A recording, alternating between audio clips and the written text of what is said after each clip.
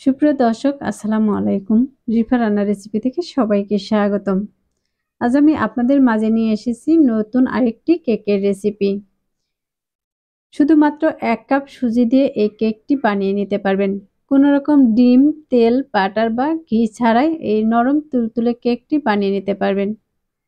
কোনো রকম ব্রেক করার ঝামেলা ছাড়াই কিন্তু এই কেকটি বানিয়ে নেওয়া যাবে।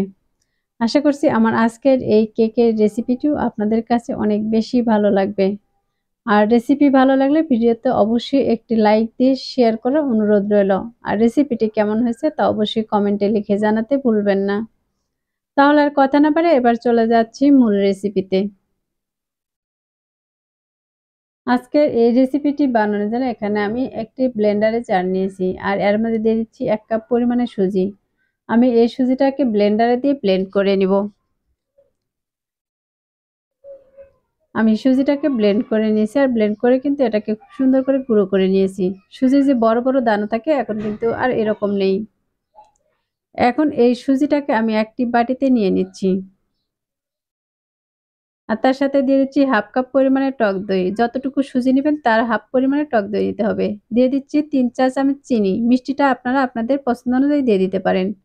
আর দিয়ে দিচ্ছি হাফ চামচের একটু কম বেকিং পাউডার আর দিয়ে দিচ্ছি সামান্য পরিমাণে বেকিং সোডা। এখন এই সবগুলোকে আমি একটি হ্যান্ড উইচ দিয়ে ভালোভাবে মিশিয়ে নিব। আর এখানে দিয়ে দিচ্ছি আমি 1/2 কাপ পরিমাণে পানি। পানি দিয়ে প্রথমে আমি এটাকে ফেটিয়ে নিব। আপনারা চাইলে কিন্তু পানির পরিবর্তে এখানে লিকুইড দুধটাও দিয়ে দিতে পারেন। এখন এর মাঝে আরো কিছু পানি আমি দিয়ে দিচ্ছি। এখানে আমি সব মিলিয়ে কিন্তু ১ কাপ থেকে একটু কম পানি দিয়েছি। এখন এটাকে খুব ভালোভাবে ফেটিয়ে নিয়েছি। আর এটা ফেটানোর পর দেখতেই পাচ্ছেন কত সুন্দর একটি ব্যাটার তৈরি হয়েছে। এখন এর ভেতর থেকে হ্যান্ড উইক্সটাকে উঠিয়ে নিচ্ছি। আর এটাকে কিন্তু আমি একটু চামচ দিয়ে দেখিয়ে দিচ্ছি এটা কতটুকু ঘন রেখেছি।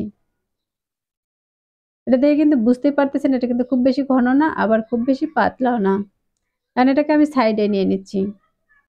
এখন আমি যার মাঝে কেকটি বানিয়ে নেব সেই বাটিতে কিন্তু সামান্য পরিমাণে তেল লাগিয়ে নিয়েছি। আর এই বাটিটা কিন্তু অবশ্যই একটু শুকনা হতে হবে। এখন এই বাটিতে কিন্তু আমি সবগুলো কেকের মিশ্রণ ঢেলে দিয়েছি। আর এটাকে একটু ট্যাপ করে নিব তাহলে ভিতরে যদি কোনো বাবলস থাকে সেটা কিন্তু আর থাকবে না। এখন এটাকে ভাপে দেওয়ার জন্য কড়াইতে আমি পানি দিয়ে একটি স্ট্যান্ড দিয়েছি আর পানিটা কিন্তু একটু স্ট্যান্ড বরাবর দিতে হবে, নয়তো পানিটা কিন্তু বাটির ভিতরে উঠে যাবে। এবার বাটিটাকে খুব সুন্দর করে বসিয়ে নিতে হবে। এবার একটি ঢাকনা দিয়ে এটাকে ঢেকে জাল করে নিব প্রায় ১০ মিনিটের মতো। এবার ১০ মিনিট পর আমি ঢাকনাটাকে উঠিয়ে দেখিয়ে দিচ্ছি। এই ১০ মিনিটে জাল করার পর দেখে কিন্তু বুঝতে পারতেছেন এটা ফুলে অনেকটা কিন্তু ডাবল হয়ে গেছে। আর এটা হয়েছে কিনা আমি একটু চেক করে দেখিয়ে নিচ্ছি। আমি কাঠি দিয়ে একটু চেক করে নিয়েছি আর দেখতেই পাচ্ছেন এই কাঠিটা কিন্তু পরিষ্কার উঠে এসেছে। এ পর্যায়ে বোঝা যাবে কেকটি কিন্তু খুব সুন্দরভাবে হয়ে গেছে। এখন এটাকে একটু ঠান্ডা করে আমি উঠিয়ে নিয়েছি। আর সাইডটাকে আমি একটু চাকু দিয়ে কেটে নিচ্ছি।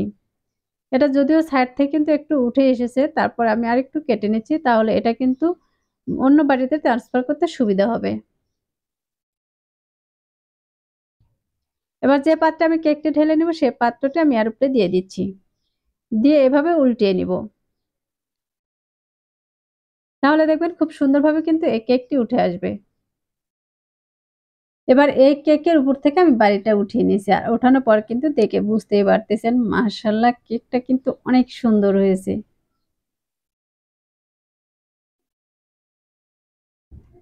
এখন এই কেকটাকে আমি ছোট, ছোট পিস করে কেটে নিব।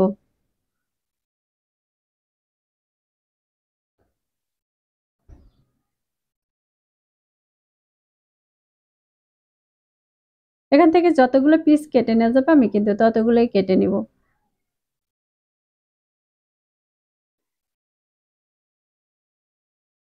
এটা ছোট বা বড় যেকোনোভাবে কিন্তু কেটে নিতে পারেন। আমি এখানে কিন্তু সবটা কেক কেটে নিয়েছি। এখন এগুলোকে আমি একটু সুন্দরভাবে সাজিয়ে নিব। আশা করছি আমার আজকের এই কেকের রেসিপিটি আপনাদের কাছে অনেক বেশি ভালো লাগবে। আর রেসিপিটি ভালো লাগলে ভিডিওতে অবশ্যই একটি লাইক দিয়ে শেয়ার করার অনুরোধ রইল। আর রেসিপিটি বাসায় অবশ্যই একবার ট্রাই করবেন। আর আপনাদের কেকটি কেমন হয়েছে তা কিন্তু অবশ্যই কমেন্টে লিখে জানাবেন। আর এরকম নতুন নতুন রেসিপিগুলো পাওয়ার জন্য আমার চ্যানেলটি সাবস্ক্রাইব করে বেল আইকনটি অন করে রাখবেন। তাহলে আর কথা না বাড়িয়ে আজকের মতো এখানেই বিদায় নিচ্ছি। ভালো থাকবেন, সুস্থ থাকবেন, পরবর্তী ভিডিওর সাথে থাকবেন। আল্লাহ হাফেজ।